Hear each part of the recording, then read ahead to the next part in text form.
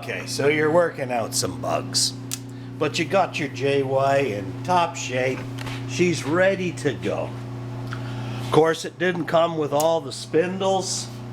How terrible is that? And you're pretty new to it, and let's face it, the Wadkin manual doesn't cover everything. Now, let's look at a Wadkin's spindle. This is a Wadkin spindle, and it is a metal arrangement, and it's a split. It's split. Now I've wrapped my paper this way, and of course Wadkin wants you to open it up and tuck your paper in there, and then you tighten that bolt, and that's a little cam. Now of course, if you didn't have the spindle, you certainly didn't get the wrench that goes with it, and I didn't get it either. What I did was I took a 3/8 extension, that's a standard socket extension, 3/8 drive, and that was one of my old handles off one of my C-clamps, and I just made myself a square drive for. Maybe that'll help some people that are trying to figure out how do you get that to work. Now I personally like the Wadkin spindles, and I'd love to have them, but the Wadkin spindles, I believe there was only 3 available. One was a 6-inch, which would be lovely because that's just beautifully large. And of course you can load your own paper, and because they're tall enough, you could have paper on the top, paper on the bottom. And because the Wadkin JY runs its spindle through a rise and fall, you get to use the entire spindle. Now, what do you do? Now, of course, the air intake's at the table, and so these are sized to your spindle. This one is sized to that spindle. You'd need 3 of these, one for each spindle if you wanted to get some. So these are usually, now I'm not sure if everybody got all 3, but you can see there's a slot in there, and that is where the dust picks up back there in through the table. Now, that's great if you got 3, or if you're Mr. Wallace and you happen to be in England, or you're Mark Ferdman. But us boys across the sea, we got to be resourceful. So what do you do? Well, I have a link that I showed how to make spindles, and that would be this type, which are just a wooden spindle that uses standard thing. Now what do you do about the intake? You know, this one's slotted so that your table can tip. And so what I opted to do was make one that was for fixed. And here is my one for different spindles. And all I did was take a 3/8 plate. I didn't even flatten it. I turned it to fit into the opening. These have this has a little pinhole that registers these. Now you notice that the bobbin doesn't come out of the center, and that was my second attempt because I thought it did and I wasn't paying attention. So this is my second attempt. I've had this for a while, but I just thought I'd share it since there was so much JY machines showing up lately, and a lot of these things aren't available. So I turned a 3/8. I put little set screws here so that it could be leveled, and this is for 90. Now what I opted to do is make an interior one that's pretty big, okay, and so that will fit up to my largest spindles, and I have now 4 or 5.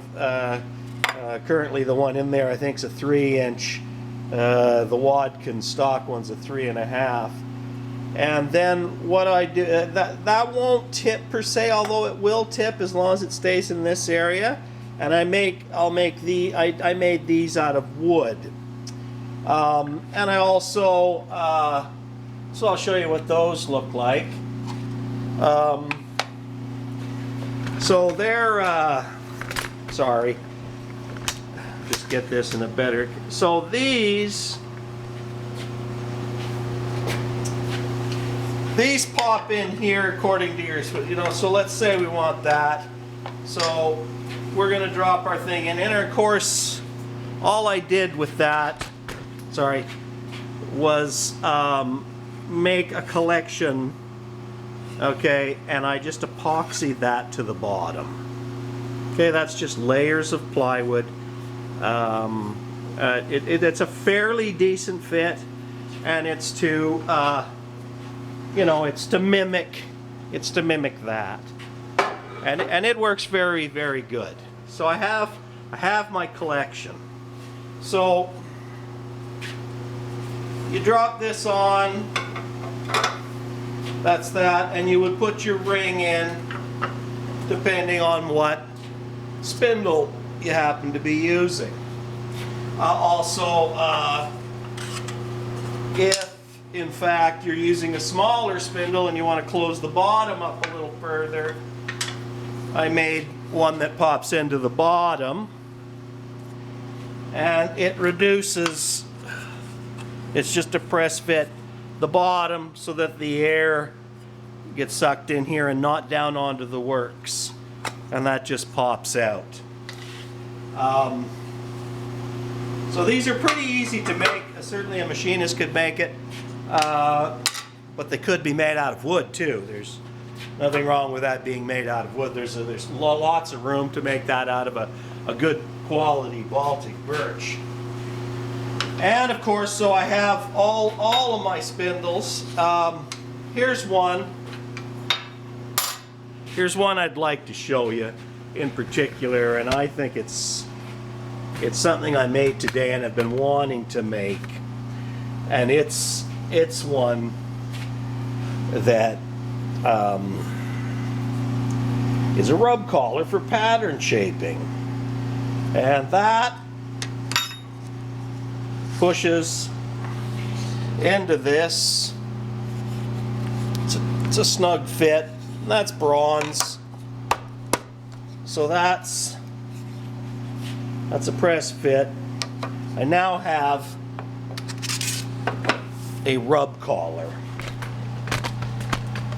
and I can now, you know, when we're sanding and we want to sand across a spindle like that, well, you know, if we have a rub collar now, we won't get the ripples from that.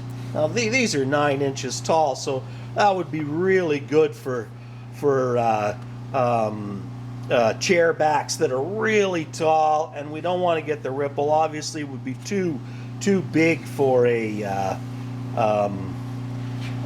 shaper. So, you know, I thought I'd share that with you guys. I mean, how cool is that, right? So you make this whatever pattern you want, put your fixture on there, and now you can do repeated shapes in material that's thin that would fly apart or whatever. And you know, pops in, pops out. I haven't tried it with the dust on, but we'll see if it actually works.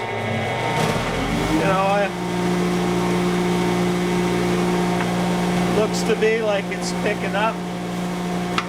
You don't see it? So, pretty cool.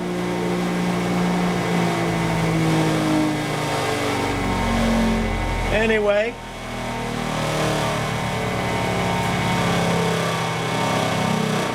oh, it's got to do a bit of fine tuning yet, eh? Doesn't look like I can get that dime to stand, eh? At any rate, a little bit of fine tuning. Thanks for watching.